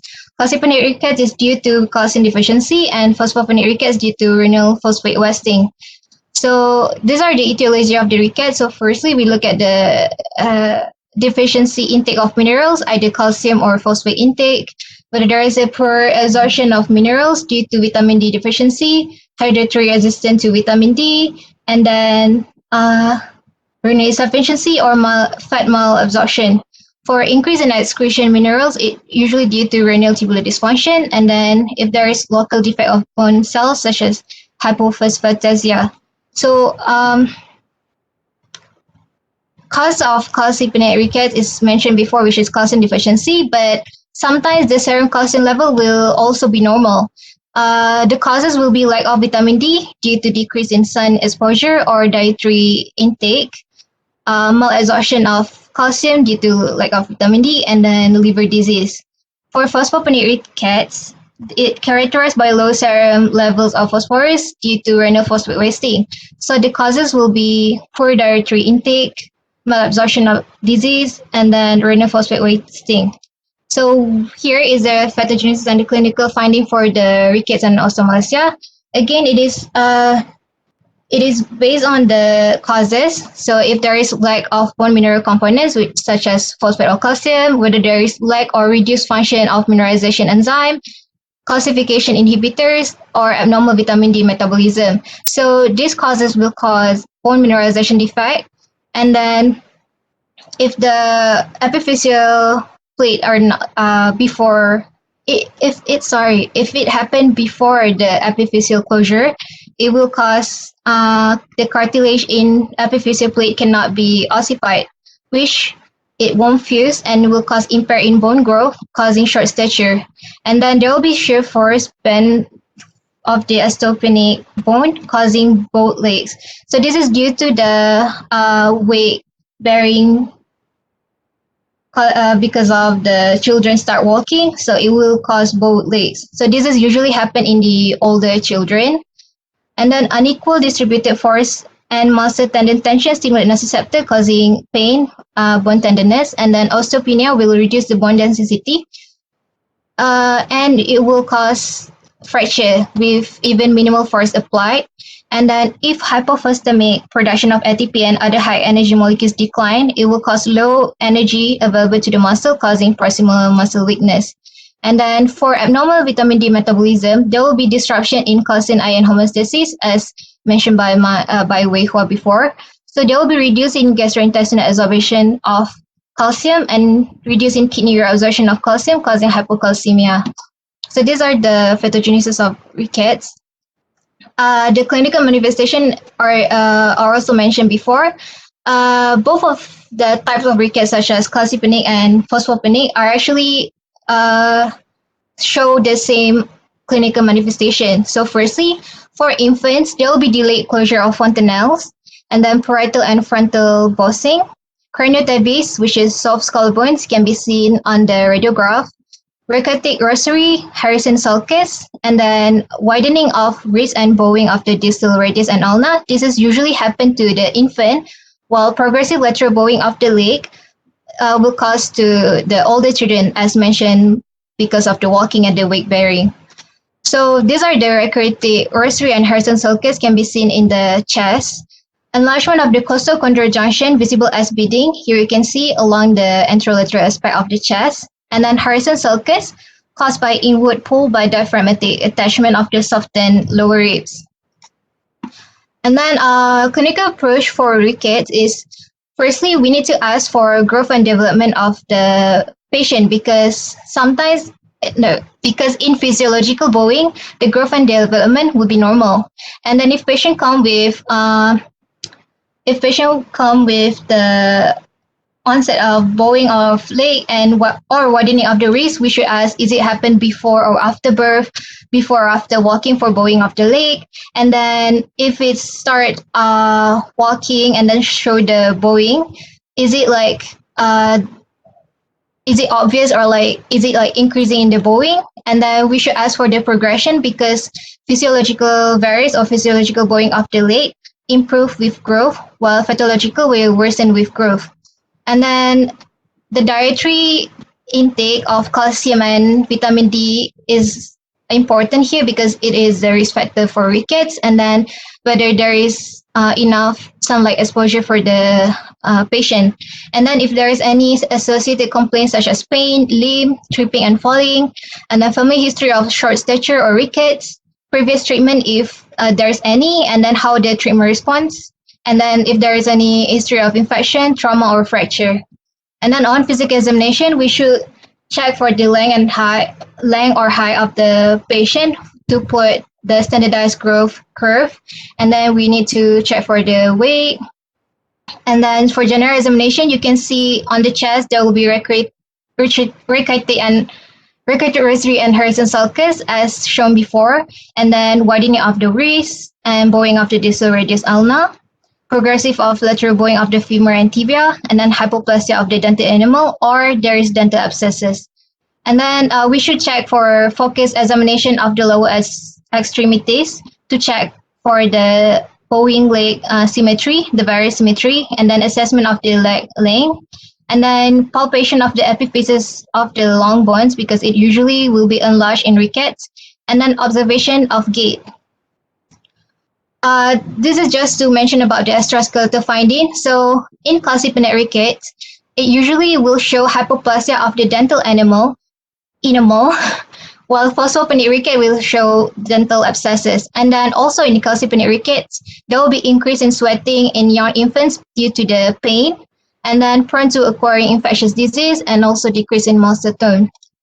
For laboratory investigation, plasma calcium, phosphate, alkaline phosphatase, and parathyroid hormone is very important to diagnose, and then vitamin D metabolites, and also radiological X-ray. So firstly, if we suspect the rickets on the patient, we should check for the parathyroid hormone, phosphate, and calcium level. So if the parathyroid hormone is high and the phosphate is normal or low, calcium is normal or low, is usually calcipenate rickets. So the parathyroid hormone will be high because we know when there is low in calcium level in blood, the parathyroid hormone level will be high. And then if it's parathyroid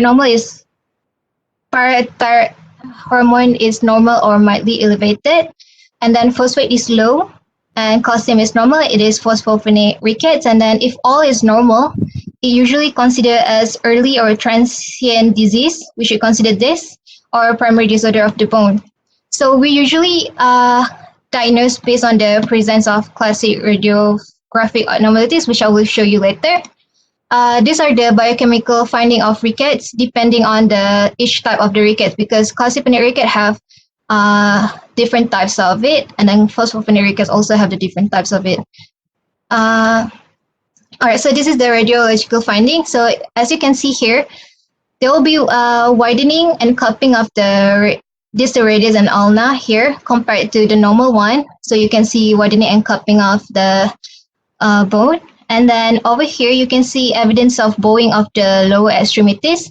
And then you can see that the radiographs show the femur look more opaque than the fibula and tibia. This is due to decrease in mineralization around this. And then the treatment will be, we need to give replacement therapy with activated vitamin D metabolites such as calcitriol, which is calcitriol, and then calcium and vitamin D supplements, and also combination of phosphate supplement and vitamin D. So the dose depends on the severity of the disease and the child body weight. And then it's also important to monitor the patient to see the progression of the disease. So physical examination and biochemical evaluation is needed every 2 to 3 weeks, and then radiograph should show clear improvement after 4 weeks of therapy, and should be repeated after 3 months when the growth plate should regain the normal appearance. And then we also need to check for the urinary calcium creatinine ratio and the kidney function. So that's all from me.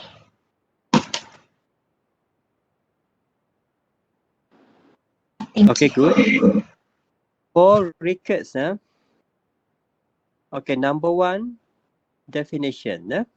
For the definition, you need to differentiate rickets from the osteomalacia, not using the one that you shown before. Don't use that definition. Rickets, it is just, it means failure of mineralization that result in excess osteoid. So children,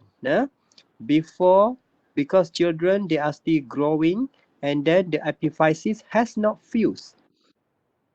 Once the epiphysis has fused, that is called osteomalacia. Don't say osteomalacia occur in children too. I don't know where did you get that reference. Okay, so easier, rickets is just failure of the mineralization, so it would result in excess osteoid, the bone matrix. Whenever the bone matrix is excess without adequate calcium and phosphate, what will happen? The architecture, the bone architecture is weak. So whenever the child start to walk weight bearing, it will result in bowing of legs. Nah? Okay. So beside looking for features of rickets clinically, looking at the hands, the feet, and the skull, the teeth, you need to look at the bowing too. Okay. Then based on the number 2, based on the physiology of calcium regulation and vitamin D metabolism, so you need to identify what are the risk factor for the that may contribute to rickets. Ricket as we define, fail mineralization. So what are the main mineral? Calcium, phosphate. And then what regulate the calcium and phosphate metabolism? Important regulators are the parathyroid hormone and vitamin D.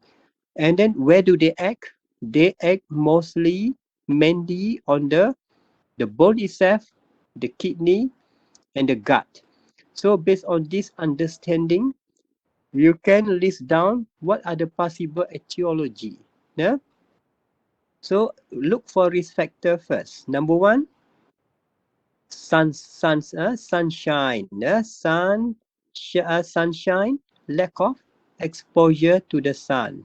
Because 80% of the endogenous vitamin D synthesis is after sun exposure to skin 7-dehydrocholesterol. So whenever there is a exposure to UVB, there will be endogenous vitamin D synthesis. So the source of vitamin D, 80% should be endogenously produced from the after exposure to the sun. But the thing is, we all try to avoid the sun because the sun is too hot. The heat is extremely hot. So avoidance of sunlight, that's the risk factor. So you ask history, most often Jasmine stays indoors, for example. Because she's scared of sunlight. She's scared becoming her skin become darker, something like that. And then whether Jasmine applies some cosmetic, so it will conceal sunlight further. And then how Jasmine dress, or long sleeve, or pakai purdah, something like that. So I'm not saying you cannot wear your purdah or tudung, but that's one of the risks. So you need to supplement with vitamin D, something like that. Okay. Number 3, so how long you stay indoor, how long you stay outdoor. Okay. Then look at the dazzling skin, whether dazzling is a dark skin or fair skin. If your skin is darker, so you less synthesis of, because of the pigment, less synthesis of endogenous vitamin D. You need more sunlight or UVB. Then how it is metabolized, the cholecalciferol, after it is formed, where it is metabolized. It is hydroxylated at the liver first, then kidney. So any issue with the kidney, any issue with the liver, and any issue with the gut, it may cause a vitamin D problem, vitamin D deficiency. For example, chronic liver disease. For example, end-stage renal failure. For example, patient went for the bowel surgery. Okay, so those are some of the things, because the dietary intake of vitamin D, it is very hard to find vitamin D in certain food. In this, it is available only if you are a regular if you regularly consume deep sea creatures, for example salmon, Yeah? So salmon it is expensive and then it is hard to get. And then most of the food is not properly fortified with vitamin D. So the dietary intake is questionable. So the best should be whether you get it from the sun, in which most of you try to avoid. So number two, the option should be taking the supplement. Yeah.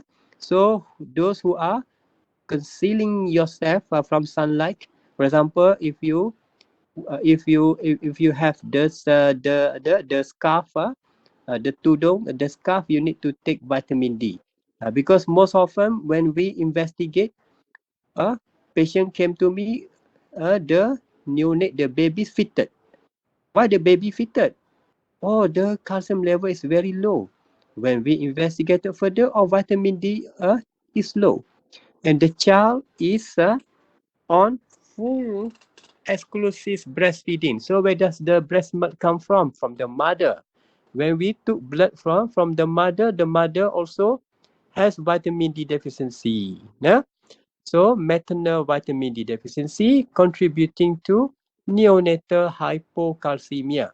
So that's why starting from now, you need to make sure your vitamin D reserve is optimal before you marry, have children. Nah? Okay? Okay. Then you need to know what are the common bone profile that we do whenever we investigate a case of ricket. You are supposed to do calcium. You are supposed to do phosphate. Then alkaline phosphatase. Then urine. You need to send urine for calcium. Spot test for phosphate, for creatinine.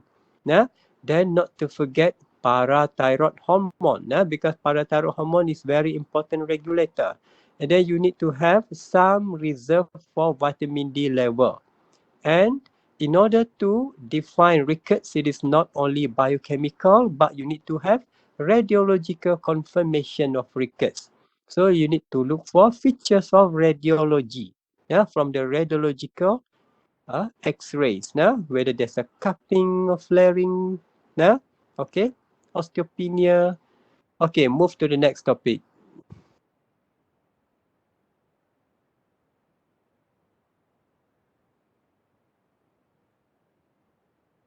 Okay, next. My name is Aina Balkis. I will proceed with diabetic ketoacidosis. Next.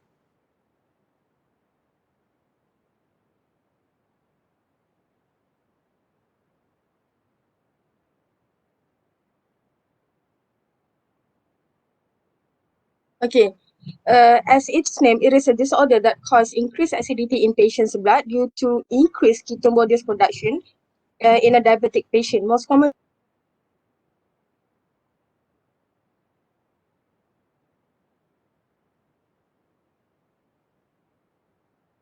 of mellitus ranges from 15 to 70% in Europe and North America, and in Malaysia, it is at 57.5.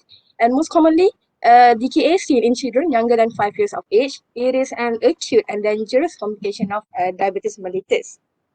DKA is defined by the presence of all of the following in a patient diabetes: hyperglycemia, where the blood glucose is more than 11 millimole per liter, and the venous pH is less than 7.3. The normal venous pH is between 7.35 to 7.45, and the bicarbonate level less than 15 millimole per liter, where the normal level is between 22 to 26 millimole per liter, and the presence of ketonemia, the ketone in blood,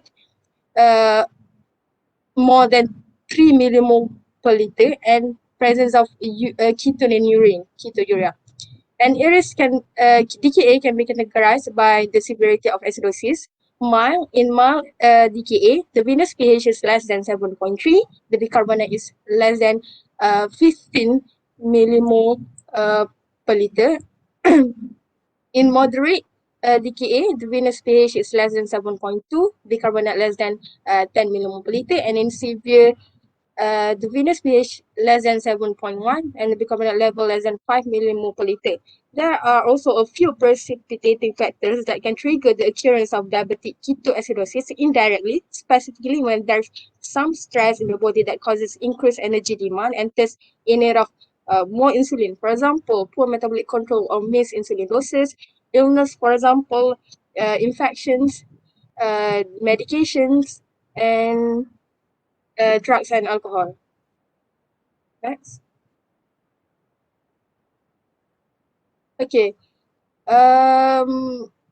Before we go further into DKA, let's us revise a bit on insulin physiology. Insulin is secreted by the beta cells of islet of Langerhans in the pancreas, and the main function of insulin is to store excess fuel during times of their availability for future use. Thus, insulin is released in the fat state when the availability of the fuel, especially carbohydrate, is high, as the substrates absorbed from the GIT, and yes, their concentration increase, their concentration in blood increase. However, the release of insulin, they are quickly moved from the blood into the storage depots or into the cell for usage of energy. That's one of the function of insulin. In the other hand, insulin also inhibit the action of lipolysis, and therefore the release of fatty acids from adipose tissue into the circulated blood is inhibited. So next, what happened in insulin deficiency in people with diabetes mellitus? Next.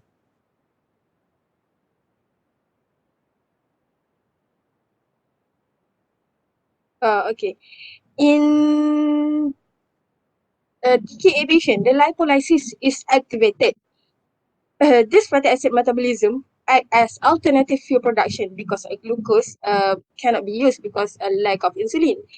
And then in the liver, the fatty acids produced from the adipocytes are metabolized to produce ketone bodies in three forms. The first one, acetone, beta hydroxybutyrate, and ester acetate. And ester is easily evaporated. It is responsible for the fruity odor breath in DKA patients. And both beta hydroxybutyrate and ester acetate presence in the blood in DKA patients. Okay, next. I want to highlight a few signs and symptoms that are important in DKA patient. Okay. When there's increased ketone bodies in the blood, accumulation of ketone bodies in the blood, patients will present with ketonuria and metabolic acidosis. It is due to the increased acidity of blood when the ketone body increase in the blood. So what happened next? There will be disruption of enteric nervous system that can reduce gastric emptying and later can cause abdominal pain, nausea, and vomiting in patient. In severe and prolonged vomiting, dehydration may occur and can lead to polydipsia, fatigue, and all. And to counter the metabolic acidosis, compensatory mechanism occur where the body will try to blow off as much as carbon dioxide to try to offset the acidosis, and this will make the patient to breathe deep and more fast, which is called Kussmaul breathing. And due to the ketone bodies in the blood, patient will breathe off ketones that give off a fruity odor smell. Okay, at the right side, the hyperglycemia, the increased blood glucose in the body will develop glucosuria, in which glucose is excreted in the urine. And this glucose infiltration promotes osmotic diuresis, where more water and electrolytes such as potassium are excreted along. And this can lead to polyuria and later decrease the body potassium. And that explains why potassium therapy is important as one of the management of DKA. Okay, next. Okay, now comes for the approach for the DKA patient. Patient may come with the history of poor diabetes control, insulin omission. Insulin omission is an inappropriate compensatory behavior that occurs in patients with type 1 diabetes mostly in females, where they restrict their required insulin in order to lose their weight. Patient may come with intercurrent illnesses, infections, and stress. Patient may also present with polyuria, increased urination, polydipsia, increased thirst, nocturia, and secondary enuresis in a previously continent child, weight loss due to the lipolysis, and fatigue due to dehydration, nausea, vomiting, abdominal pain due to the disruption of the enteric nervous system due to the increased acidity in the body, deep sighing respiration, uh, also called small breathing, aston or the breath, and disturbed level of consciousness in severe DKA. Okay, next. For physical examination, in the head, ears, eyes, nose, and throat, we can see dry mucous membrane, primarily due to the osmotic diuresis and the vomiting, the prolonged and severe vomiting and hyperventilation. And there may be sign of infection as one of the precipitating factors, and presence of aston breath. And patient also may come with orthostatic hypotension, tradial pulses, and tachycardia due to the hypotension of dehydration. And in the presence of increased intracranial pressure in a cerebral edema, I will explain later how cerebral edema is related to diabetic ketoacidosis. Cushing triad may be present. Next, we may also find a cool small breathing, deep sighing breathing, abdominal pain, decreased bowel sounds, decreased skin trigger due to the dehydration. On neurologic examination, we'll find altered mental status from decreased cerebral perfusion, and signs of increased intracranial pressure suggest cerebral edema. Next. Okay, for the investigation of DKA, patient may present with high blood glucose, which is more than 11 millimole per liter, blood gas analysis, venous pH less than 7.3, and bicarbonate less than 15 millimole per liter, which suggests acidosis, and the blood ketone of more than 3 millimole per liter. The normal blood ketone value is less than 0.6. And next, both ketone and glucose in the urine. And for the BUS, patient may present with hyponatremia because of the hypoglycemia, because hypoglycemia tends to lower the serum sodium concentration, because hyperglycemia increase the plasma osmolality, right? And this result in the movement of water from the intracellular to the extracellular space as a result of the osmotic forces, thus lowering the serum sodium due to the dilution. And next, hypokalemia, yes, due to the osmotic diuresis, increase blood urea nitrogen that correlate with the degree of hypovolemia, and increase normal or increased serum creatinine that reflect any acute kidney injury. And lipid profile, a patient may present with hyperlipidemia due to the increased lipolysis occur in the body, hyperosmolality due to the hyperglycemia, and for blood and urine culture and sensitivity, there may be evidence of infection as one of the precipitating factors, and CT scan is needed if cerebral edema is suspected, and ECG to monitor hypokalemia that can cause T-wave changes in the ECG. Okay, next. Okay, for the treatment and management, what we are going to correct in this deviation, we want to improve their dehydration, their acidosis, and reverse the ketosis, restore patient's blood glucose to near normal, avoid complication of therapy, identify and treat any precipitating event. So the treatment therapy that in the deviation is the fluid therapy to correct dehydration, insulin therapy for the diabetic, and potassium therapy because of the imbalanced electrolyte occur in the patient. Next. Okay, for fluid therapy, fluid replacement start before the insulin therapy. If the patient is in shock, Initial resuscitation is with normal saline. Consider transfer to pediatric ICU, insert central venous line and urinary catheter. And don't forget to monitor fluid input and output, the blood glucose hourly, blood ketones 1 to 2 hourly, electrolytes, creatinine and acid base status 2 to 4 hourly. And monitor also the neurological status. And please, one of the precautions while giving the patient fluid therapy is that avoid rapid rehydration because this can lead to cerebral edema. Okay, insulin therapy. Insulin infusion is started after the intravenous fluids for 1 to 2 hours. Do not give a bolus and aim for gradual reduction of blood glucose. Change to a solution containing 5% glucose when the blood glucose has fallen to 50 millimole to avoid hypoglycemia. Okay, for potassium therapy, potassium replacement must be instituted as soon as the maintenance fluid are started and monitor along the ECG and plasma potassium. And bicarbonate infusion should be avoided because somehow acidosis will correct with fluid and insulin therapy. Do not stop intravenous insulin infusion until 1 hour after subcutaneous insulin has been given. Okay, next.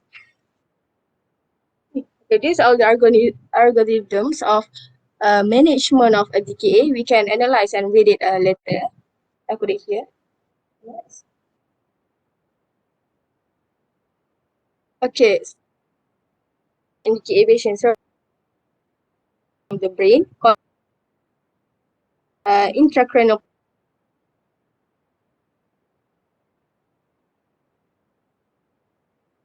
potentially devastating consequence of a DKA. It accounts for 60 to 90% of all DKA mortality, but the cause of DKA-related cerebral edema is not fully understood. But in the 1980s, a few studies documented an increased frequency of cerebral edema in patients who receive intravenous fluids at higher rates. It was therefore proposed that cerebral edema results from the osmotic changes and fluid shift during the diabetic ketoacidosis. There's a few theories on DKA-related cerebral edema in the up-to-date website. We can check it out later. I put the references here. So these are the risks of cerebral edema in DKA patient. If the patient is a younger age and presents with new onset of diabetes, longer duration of symptoms, greater hypocapnia, increased serum urine nitrogen, severe acidosis representation, and gave bicarbonate treatment for correction of acidosis, early decrease in serum effective osmolysis, attenuated rise in serum sodium concentration, and administration of insulin in the first hour. The warning signs and symptoms of cerebral edema are headache, a neurological change in neurological status, specific neurological signs, for example, cranial nerve pulses, slowing of heart rate, rising blood pressure, and decreased oxygen saturation. Next. Yeah, how to diagnose cerebral edema in DKA patient? We use one diagnostic criterion. These are the diagnostic criteria, or two major criteria, or one major or two minor. And these are the treatment in patients with cerebral edema. We can read it later. Okay, I think that's all from me.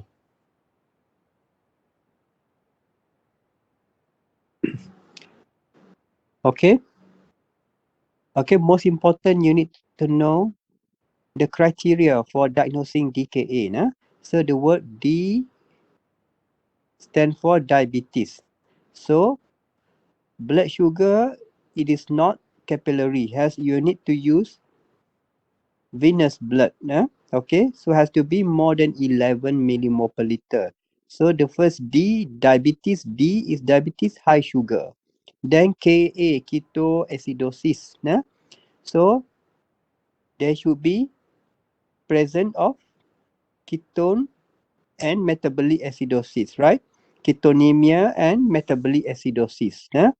So metabolic acidosis, pH less than 7.3, bicarb less than 15 millimole. Then ketonemia 3 millimole or urine 2 plus. Okay, remember the definition. Number 2, you need to know the physiology. How does blood sugar is maintained within normal range, 4 to 6 millimole per liter. There should be. So I'm expecting you to explain this, which is you did not explain so well, because you just copy from the CPG guidelines, and the other one you copy from the hospital. What hospital you said your reference? Hospital is not a textbook, but it's just a hospital guideline. That shouldn't be. That's why before your presentation, you need to show me first. So you need to refer to the physiology of insulin regulation, insulin and anti-insulin hormone, to explain the how the body brings about the blood sugar is maintained within the tight range, normal 4 to 6 millimole. What are the hormone insulin, and then what are the anti-insulin hormone? You need to explain this, but you did not explain. So that is so bad. Okay, so all of you need to go back to that, read on your own. Okay, then number 3, you need to know the principle of management of DKA. So patient came in with dehydration, so you need to give fluid to correct. So bolus followed by maintenance, then slow. The bolus should not be too much, should not exceed 30 cc per kilo, 30 ml per kilo. Then maintenance should be slow over 48-72 hours. Why? Because of you don't want the hyperosmolarity to drop drastically, rapidly. So whenever it drops rapidly, what will happen? Cerebral edema. Okay, then number 2, hyperglycemia. How do you treat hyperglycemia? So you don't start insulin straight away. You need to rehydrate the patient for 4 hours, 2 minimum 2 hours, then safe to start after 4 hours. The insulin. So rehydration with saline first, then followed by insulin infusion to clear all the ketones, because insulin helps to clear all the ketone and normalizing the blood sugar. Okay, number 3, you need to correct all the electrolyte imbalances, especially hypokalemia. So even though the patient has normal blood potassium, the total body is still deficit of potassium. So patient need potassium supplement, especially whenever you start insulin. So the potassium will shift to the cell, intracell. So it is going to cause more hypokalemia. Okay. Then number 4, you need to monitor intensively. So hourly, what you need to do, 2 to 4 hourly, what you need to do. And number 5, you need to watch out for the complication. So what complication you need to watch out? Complication related to the fluid, complication related to the potassium, complication related to the insulin. Okay, so any questions so far? So this is the last presenter. Ideally, you need to re-prepare your slide. Okay, but I don't have time for you. Okay, Doctor. Any questions so far from anybody?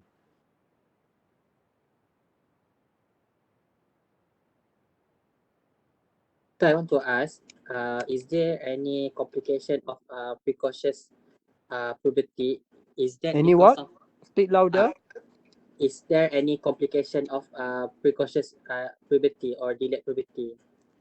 Okay, precocious puberty if some of the doctor, they do not even know about this precocious puberty. So, for example, parents may bring a child with precocious puberty to clinic, to the health clinic or to the GP clinic, for example, in which the GP or the health doctor, when they were medical student, they never bothered to study precocious puberty. So whenever they saw the patient, so they just say, oh, don't worry, this is just puberty, normal puberty. So that is a bad attitude. So they would just counsel, reassure the parent, without even thinking that precocious puberty has a detrimental consequences. Why? Number one could be you may miss the primary etiology. The primary etiology that contribute to precocious puberty may be something serious, may cause death. For example, brain tumor, nah, or patient with a underlying congenital adrenal hyperplasia, any congenital cause, and any tumor in the adrenal. So precocious puberty is not something that you can take for granted. Those of you who want to become health doctor, who want to become GP, so be careful. Don't just reassure parent. Puberty is just normal. Okay. So you don't want, number one, to miss any primary dangerous etiology. Okay. Number two, without treatment, what will happen? The patient would have full-blown puberty. So imagine a 5-year-old, a 4-year-old girl with precocious puberty. But what will happen if the child has precocious puberty? The child would have menses.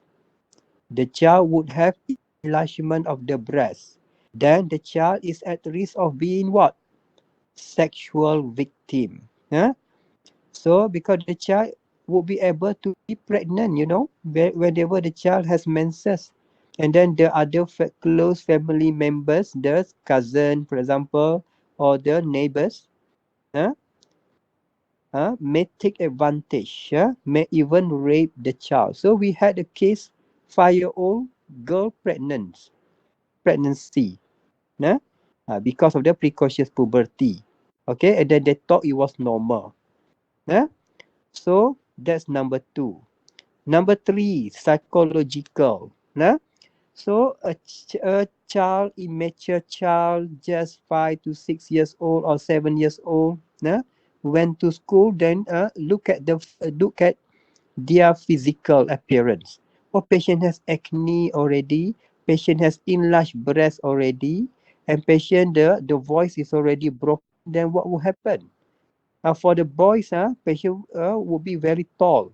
So it causes embarrassment. So the child is not ready. And the girl with enlarged breast, so what will happen? The child is not ready. It causes psychological conflict and depression if you don't treat. Okay, number five, physically, then what will happen? Short stature. Initially, they grow rapidly, but later whenever the bone, the epiphysis has fused already, so they end up as a very short adult. So final height is very short. Okay, so those are some of the reasons. So any other question? Doctor, I have a question. Yes, Doctor, go on. regarding the hypocalcemia, can I know how to get the reference interval for the calcium supplementation and vitamin D supplementation, because it's different according to different textbook. What was your question exactly? Supplement? Yeah, regarding the dosage for the calcium and Dosage you also don't have to know for your level. So normally one tablet in one tablet of calcium carbonate 500 milligram. So half tablet is 250. So what is important in the tablet, you need to know how much elemental calcium. So one tablet calcium carbonate 500 milligram, the elemental calcium is 200 milligram. So how do you treat hypocalcemia? You need to know, number one, according to the age, what is the optimal requirement for age to treat hypocalcemia. So treatment is different from prevention. Prophylaxis, prophylactic dosing is different from treatment. Okay, so you need to see the age range. For example, if you are referring to, you are asking about calcium, right? For the treatment, normally we aim for the higher level, about 800 to 1000 milligram elemental calcium. Depending on the condition. But for most often, initially you need to aim for about 500 milligram elemental calcium per day. So how to supply calcium? Is either from the supplement or from the diet. So you need to know in the milk how much calcium with 1 glass of milk, how much calcium. So that's one you can refer to the food label. If a mother prepare about 250 cc, so how much calcium, you need to refer the food label. The food label may give you the answer. Okay, so calcium can come from the food, from the milk, for example. Number two, supplement, the one that I mentioned to you, depending on the tablet. If calcium lactate is about 48 milligram elemental, calcium carbonate is about 200 milligram elemental. So supposing you want to treat this patient with persistent hypocalcemia, patient is, for example, patient is a 5-year-old boy. So you need to aim, for this boy, this boy need to receive ideally about 300 to 500 milligram elemental calcium first. Then you calculate from the supplement how much, from the food intake how much. Okay, same thing with vitamin D. Vitamin D, for the one capsule, mostly cholecalciferol, there are many preparation of vitamin D. You don't give one preparation to all patients. The most common preparation, the raw material should be cholecalciferol D3. Ergocalciferol is D2. So you don't use calcitriol for every patient. Calcitriol is the active form 125 dihydroxy cholecalciferol. So for simple vitamin D deficiency, you need to prescribe the raw material, the D3. So one capsule of D3 about 1000 unit. So for treatment, patient need to receive about 1000 to 2000 unit a day for 3 months.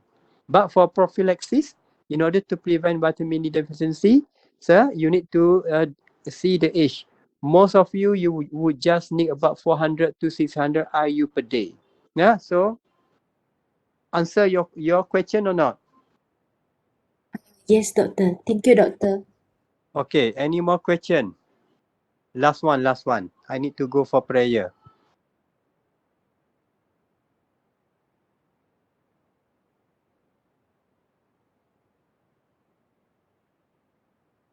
No more question?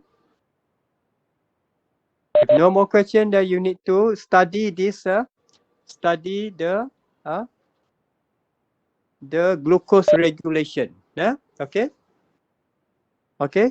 How does insulin and anti-insulin hormone interact, play each role to regulate the blood sugar, maintaining to 4 to 6 millimole? Read your textbook. Don't read the hospital management, the CPG. Okay? Okay, thank you. Bye.